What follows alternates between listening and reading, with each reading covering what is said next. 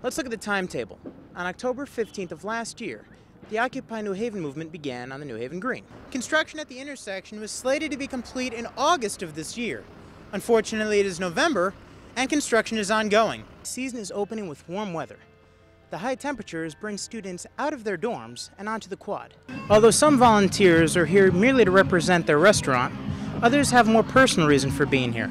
Kimberly Burrell works part-time at Mount Carmel Wine and Spirits. Besides bringing up people, just keeping the prices on everything, making sure the shelves are full. Employees like Kimberly could benefit from an increase to the state's minimum wage. $8.25 really isn't enough to get by, food and gas money, so any increase would be helpful to someone like me in my position. Connecticut's minimum wage is $8.25 an hour.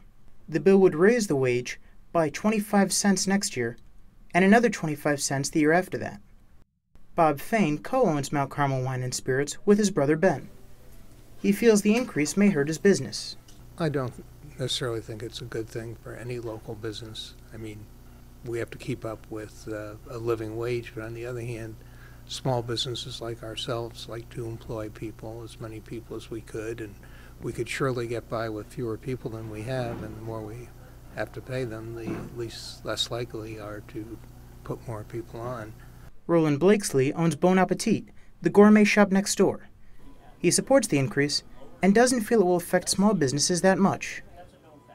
Well, I'm for it, providing it's not too much, but I think a boost certainly would help those in the minimum wage category. Yeah, I would. I don't think it would affect my business at all. I don't think it would, affect what I'm doing, and I don't think it would affect that many small retailers. If the bill is passed, next year, those earning minimum wage would get an extra quarter per hour.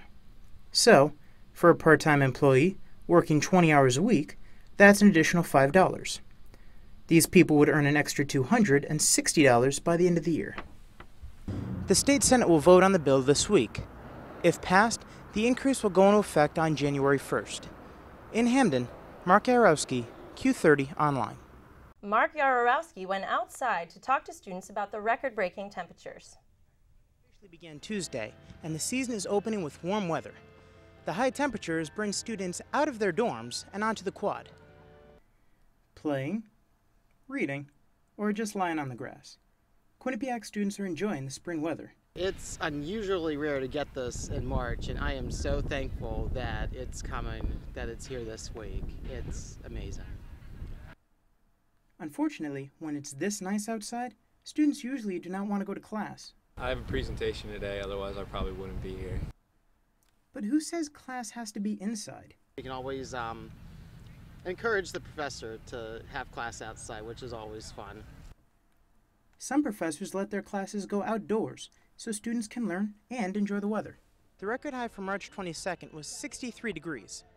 Weather.com recorded this temperature in 2003. It's now 2 o'clock, and the temperature has already reached 74.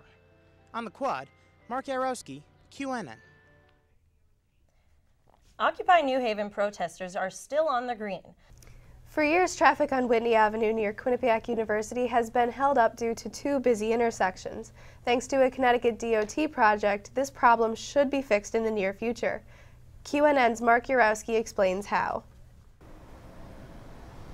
It's a quiet weekday morning at the redesigned intersection connecting Westwoods Road, Whitney Avenue, and Mount Carmel Avenue. After 2 years of work, the construction is almost finished. In the past, there had been 2 separate 3-way intersections. Now, they'll be merged into one. Hamden Mayor Scott Jackson has addressed the traffic situation. When you are trying to drive down Whitney Avenue in that vicinity, specifically going north at the end of the business day, it's a terrible, terrible traffic mess. This construction has affected area businesses.